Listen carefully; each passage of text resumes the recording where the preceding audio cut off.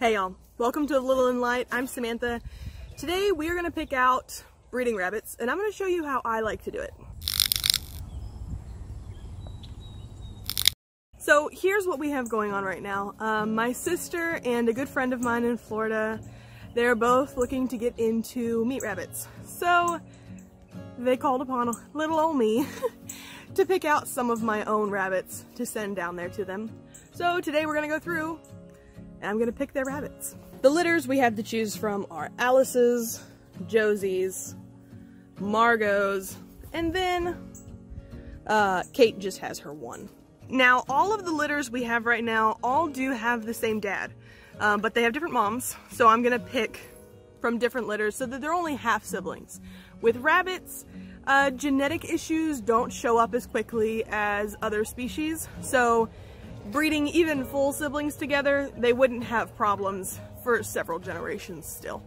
If you are watching this video in preparation for going to buy your own rabbits, you want to be prepared with lots of questions. Specific ones that I like to ask are, I want to know how many babies that mom usually has, how many actually survive, and if she's had any trouble giving birth, or if she's lost like entire litters or anything like that. I just want to know her history a little bit. Sometimes that's not possible. Sometimes people just don't know. Fortunately, we know almost all of ours entire history, except for Miss Kate here. She did come from a different farm that they didn't have like records or anything on her. We just know that she was a good mom, but I don't know to what extent. My next little piece of advice for you is to look at the whole litter and pick out the biggest ones. Those are going to be most likely to have the bigger babies, and you know, that's what you're looking for with meat rabbits. Personality is nice too. If they're friendly, that's awesome, but that can be attained with handling them, giving treats and stuff. And some people don't care to have very friendly meat rabbits. I personally like to be able to handle them though. The next thing is that you want to see them sex the babies in front of you. Of course, I'm doing this for my friends and my sister, so I'm just gonna do it several times. Make sure that I'm getting the right ones. Because a lot of times, it's just kind of hard to tell when they're really small, and so you can get the wrong sex on accident. And you won't find out until you're trying to breed, and then you're like, why are these two fighting instead of breeding? And it's two males or it's two females, whatever. So have them sex them in front of you and check their entire body for sores. It's not necessarily a huge problem, but it's something you want to know about before you bring it home. Now, I say that it's not necessarily a big problem, but if this is your very first time getting rabbits, just do yourself a favor and make sure that there's no injuries that you're gonna have to learn about later and then have to learn how to deal with them if you're not already equipped to handle those kind of situations. So that's the basic rundown for what I'm about to do. So let's go pick out two trios. Hey darling, can I tell you what's been on my mind? Sick and tired of the 9 to 5 in the city life.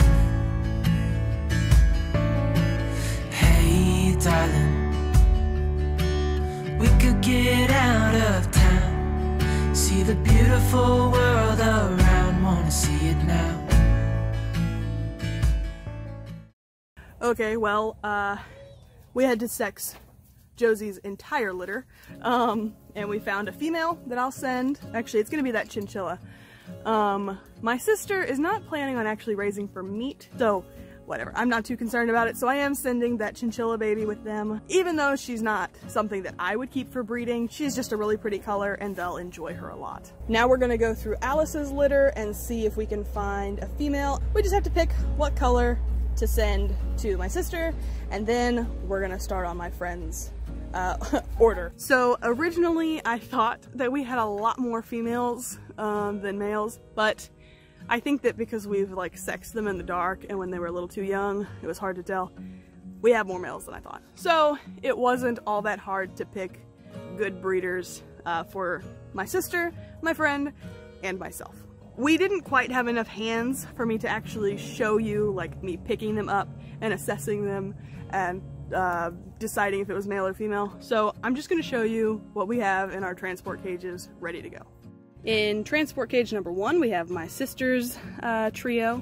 So this is a female, that is the male, and then that's another female. So this little girl is from Margot, that is Alice's little boy, and then that is Josie's little girl. So good combination of different parents. I think that they should do pretty well. They're mostly gonna be pets with the possibility of having babies for meat later. But for now, they're just gonna be pets, and my nieces are gonna just love on them. In this transport cage, we have my friend, this is her trio. This black one here is the male, that is Margot's little boy. The red one is Alice's little girl, and then that brown and white is Kate's little girl. The trio that is going to my friend, they will be bred for having neat babies. So I picked the most productive moms with the biggest litters. I picked the biggest babies, and that's what I'm sending to her. For my sister, we are also sending 2 of these nesting boxes. Jerry has started selling them, which is why we have so many. But these 2 regular sized ones are going to Florida.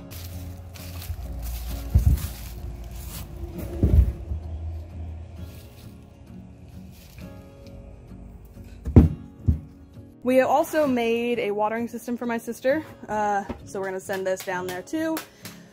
We did film the beginning of making this, but we kind of got in a hurry and had to just finish up. So we will make this video for you, I promise it's coming.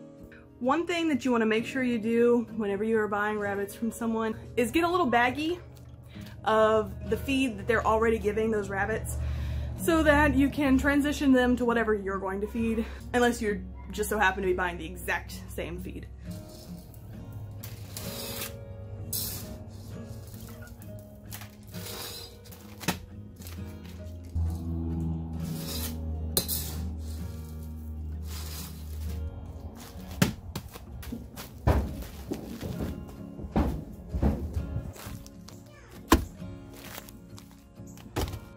So that is how I choose my meat rabbits that I'm gonna breed.